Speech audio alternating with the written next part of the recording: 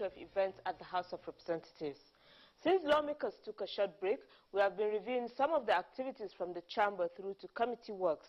And as we usher in year 2017, and with the budget now in perspective, we'll take a look at issues that shaped oversight functions conducted by standing committees, especially on the performance of the 2016 budget, the challenges and the way forward. Stay tuned after the break as House Ticket continues fully. Don't go away. For how long do we go through that quagmire? There must be an end to all this. If we cannot alleviate the poverty of our people, must we add?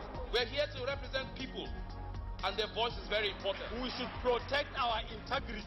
As we stand today, there are financial challenges.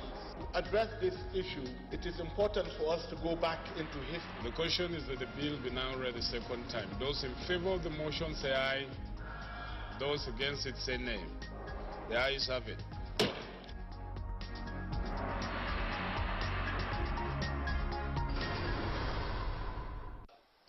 Thank you for staying tuned.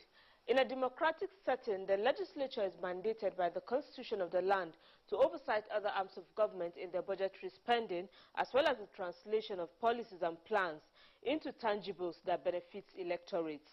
It is in the light of this that the House Standing Committees on Air Force and Education embarked on a tour of agencies with the mandate of assessing budgetary spending for the 2016, amongst other issues. Let us recap their findings during the oversight and the expectations of the legislature in addressing the issue. The Air Force Committee, which is chaired by lawmaker Sam Oku, toured the Southeast, Southwest, North Central and Northwest Air Commands of the Nigerian Air Force. Their mission was to assess project execution in the 2016 budget year, as well as carry out on-the-spot inspection of such projects. The combat and flying training schools were visited and projects executed inspected. Some of the predominant challenges tabled before the lawmakers had to do with accommodation of officers, poor airport security, infrastructural decay, lack of patrol vehicles, as well as more training slots to enhance nationwide operations. Therefore, the need to secure more slots for pilots to improve safety margins in unit operations, especially as the aircraft are increasingly involved in sustained operations nationwide. In the course of the oversight to the Northwest Zone, the 349 Nigerian Air Force Hospitals, Kano State, was inspected.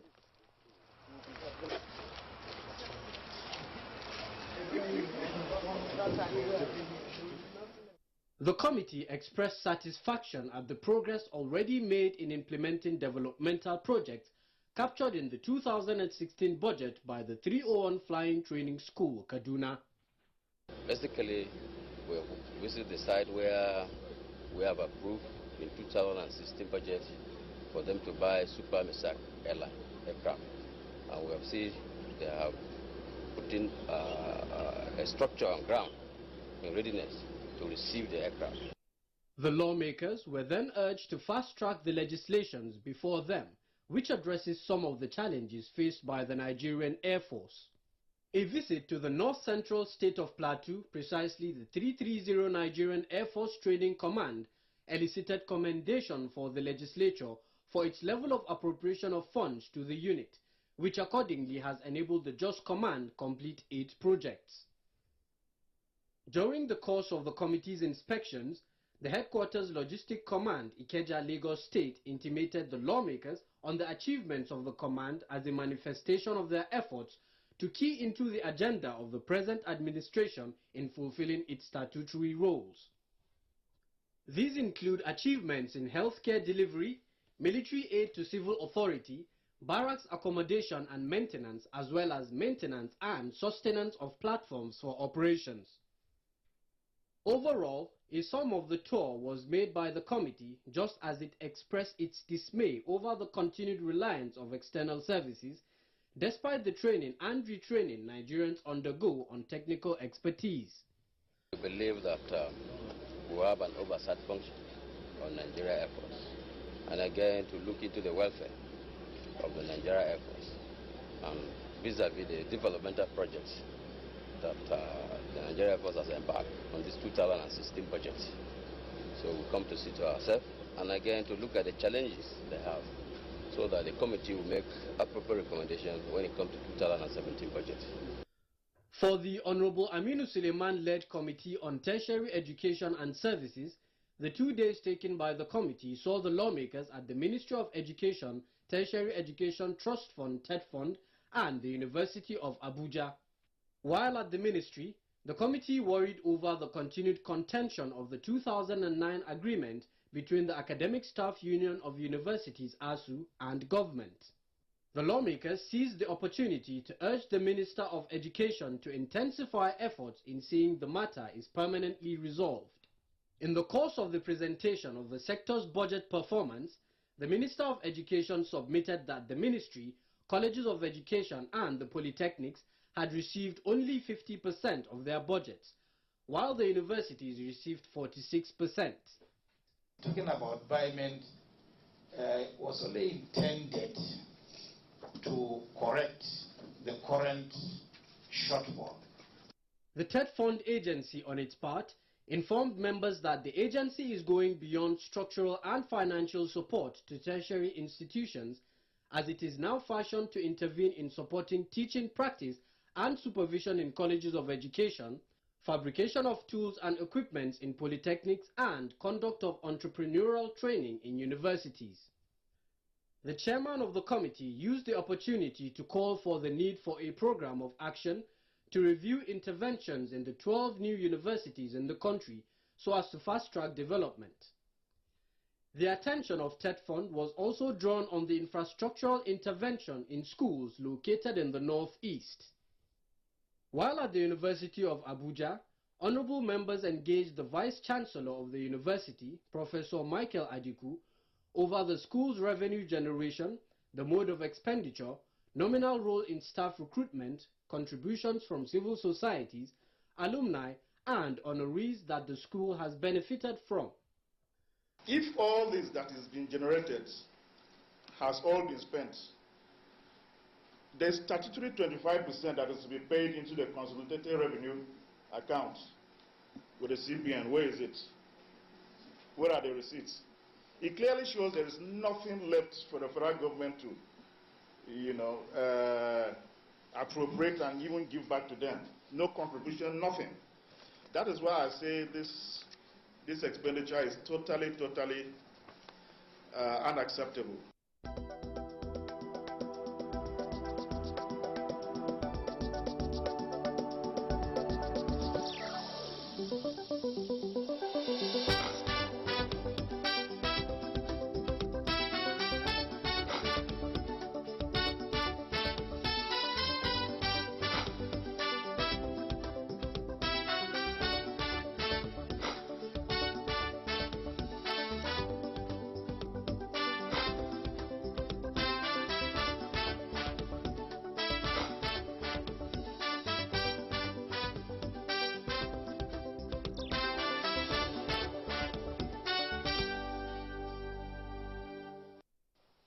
Glad to see that you're still with us. We're still on the review of oversight by standing committees of the House in 2016 with a focus on budget performance and utilization. We'll continue with the House Committee on Power, which dedicated about 3 weeks to the exercise. It started from the headquarters of the Transmission Company of Nigeria, TCN, in Abuja, where the committee discovered that TCN has continued to pay contract fees to Manitoba Hydro International Nigeria Limited 4 years later, even after there are allegations of the firm's inability to meet its key performance indicator. We had a management contract with Manitoba that was $23 million, 2 years after that renewable. That was what was on paper. What Manitoba was collecting side for claims they were not even supposed to, which of course necessitated the House to direct an investigative hearing, which we are going to start very soon. And also it should be on record, CEO. Any money Manitoba is being owed, if you release a penny, you go to jail. Lawmakers demanded for justification of the huge sums of money the company drew in expatriate emoluments and frowned at the engagement of foreign companies instead of capable indigenous ones to execute most of the power projects on ground. For the 2016 budget performance, the representatives noted that 44 projects have been approved under the 2016 budget for the TCN, and that budget releases have been impressive so far. but most of the projects have not been executed. I know some projects are funded through the Eurobond. I didn't see those projects that are funded through the Eurobond, so that we take the projects that these are the projects we are expecting to be completed within this year through the budget and through the Eurobond and through any other means of funding. Entire generation you are spending on salaries, on training, on maintenance, consultant. We want to see results. That's what we're here for. We don't want to hear grammar. As a result, project prioritization was encouraged. At the Nigerian Electricity Management Services Agency, NEMSA, the committee was confronted with challenges of non-implementation of capital projects due to funds constraints. The committee worried over the internally generated revenue through the sale of meters and the need for quality control, service delivery, as well as capacity building. A meeting with the Nigerian Bulk Electricity Trading PLC, MBET, centered on the feasibility of achieving 20,000 megawatts of electricity by the year 2020. Is this 20,000 megawatts 2020 a reality? We don't have enough capacity, but the guiding principle here would be what can the grid take. If the grid cannot take 100,000 megawatts, then there's no need contracting that. So we have to work with TCN and system operator to be able to understand what we can take as the years go by.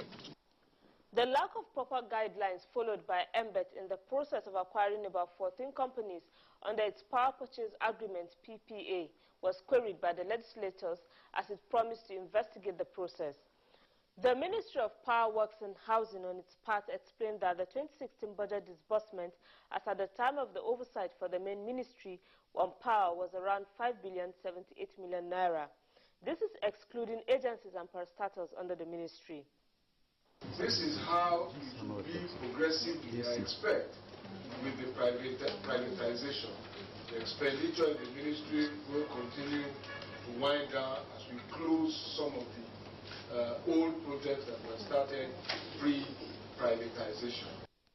More queries on what the ministry is doing as regards discourse operations and federal government's percentage in revenue generation, remittances and asset occupation were raised.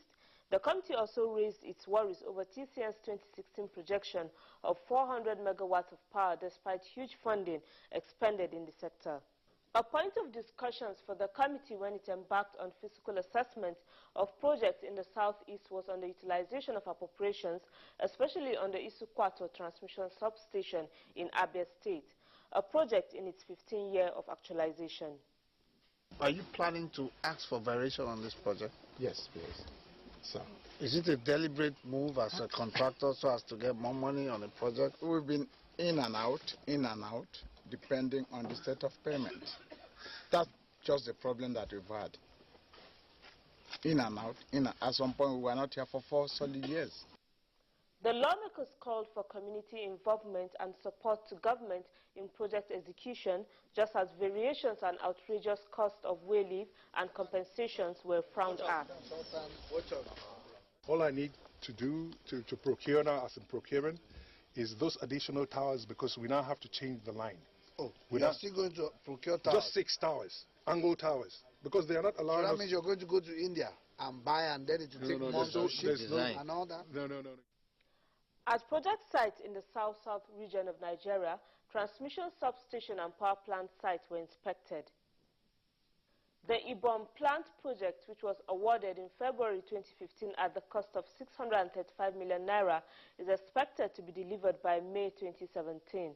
Lawmakers tasked the contractors and power transmission agencies to ensure quality service delivery, avoid duplication of functions and expenditure, as well as harmonize project execution with similar sister agencies and ministries. For the Honorable Tobi Okechukwu-led Committee on Works, the oversight function saw honorable members traverse the length and breadth of the country, taking stock of progress of work on roads projects and budget utilization. The Northwest, Southwest and Southeast road projects and pedestrian bridges requiring rehabilitation and reconstruction were all inspected. Some projects and situations were condemned. Mr. Chairman, this is an abomination. I've never seen such thing in my life. I've never seen such thing in my life. I don't know. You know, I've been going to Port Harcourt through Owerri. I don't know this type of thing exists in Nigeria. There was appropriation for this project in 2011, 2010, 2012. None of it was accessed by bulletin. And this year, because we are coming, you just got a grader, a roller.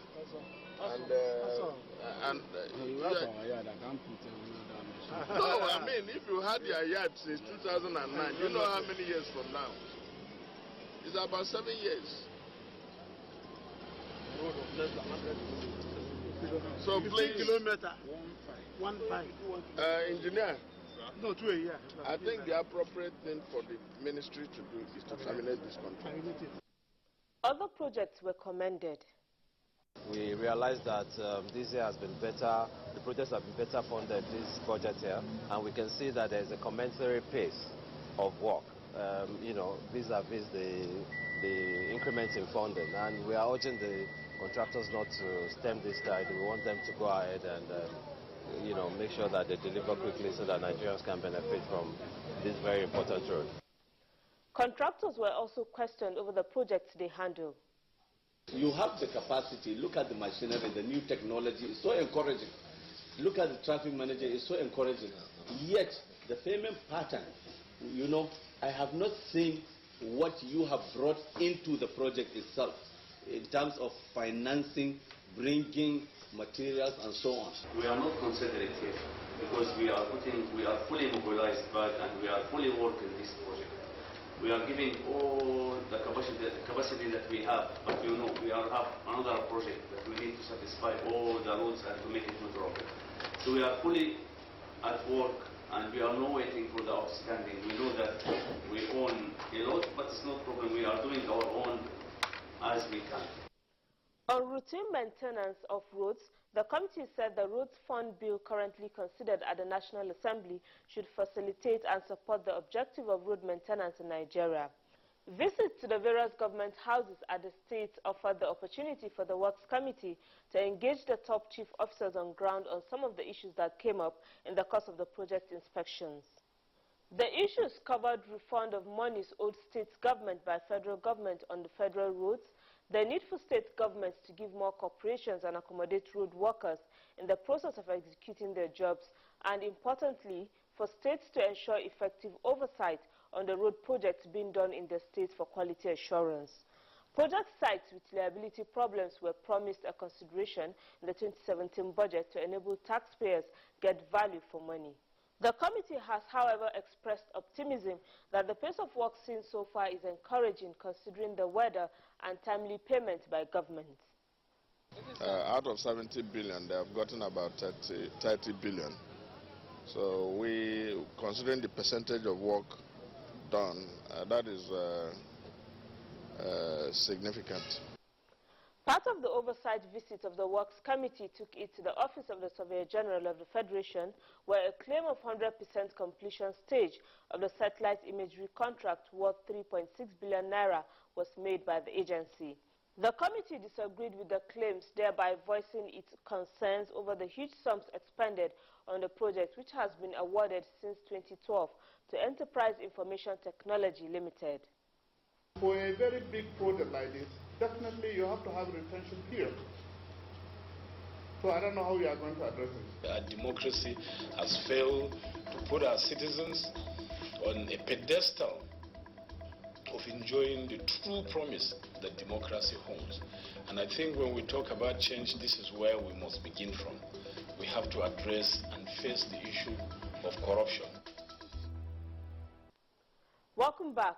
We'll go straight to Port Harcourt for matters concerning oil and gas in the downstream sector, as a visit by the House Committee on Petroleum Resources downstream revealed that a turnout of crude oil production is at its low rate of 60% as opposed to the required 80 to 90%. A critical challenge, therefore, is the pipeline vandalism and associated security threats. Other challenges that were tabled before the committee by the Managing Director of the Warri refineries included product evacuation, crude oil supply, replacement of critical equipment, upgrade of jetty to meet export terminal operational demands, and encroachment in operational areas. The challenges enumerated before the committee has led to the plants being run and shut down intermittently. Talks with officials of Pipeline and Storage Company and the Port Harcourt Refining Company also held on need for Nigeria to begin to carry out its turnaround maintenance rather than contracting it. Other issues discussed included source of funding, sufficiency in capacity for tank storage for crude products, loading and evacuation, nominal role and staff welfare. If crude oil is not produced, it's Nigeria economy that will suffer it. But if fuel is not at the pump edge, apart from the economy, Nigerians themselves will raise eyebrow. That's why for fuel, especially why product to be at the pump head, the refinery is the production center and very, very important. That is why, in spite of all the logistics issues, we made it a point of duty to be here to see for ourselves. The refining companies also expressed a deep sense of neglect by government in running the refining business, especially in premium motor spirit PMS. The lawmakers informed stakeholders of the 8th House of Representatives' commitment to the passage of the Petroleum Industry Bill. With all the findings of committees on budget expenditure and utilization, the presentation of the 2017 budget now submitted to the National Assembly for consideration offers the opportunity for lawmakers to address issues encountered by agencies of government towards funds disbursement, assessment and project realization. I think it's good news, but like I always say, if the releases come on time to the MDAs to do their work, and if we follow the law, whereby they will come, bring their programs to the National Assembly quarterly. So in that way, we can review what they have done.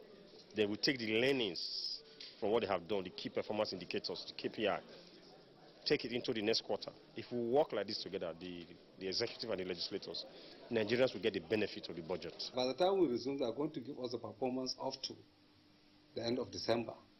So we should be able to see whether there are improvements from the oversight that was done somewhere around September, October, and whether there are serious improvements as of December to see whether they were able to utilize most of the releases.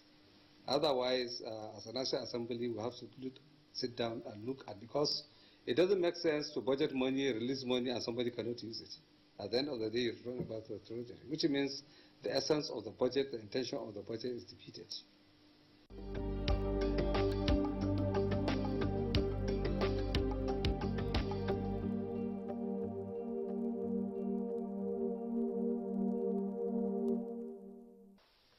In closing, we have an email by Laraba Hassan, and it says, I would like to urge our representatives at the National Assembly to fast-track the passage of bills to aid in the executive's quest in getting out of the economic recession. Here's hoping you have been enlightened on the activities of our lawmakers at the Green Chamber. Do remember to send in your questions and comments through our email address, newagehousetticket@gmail.com, and your text messages to 0703 490 8053. God bless the Federal Republic of Nigeria.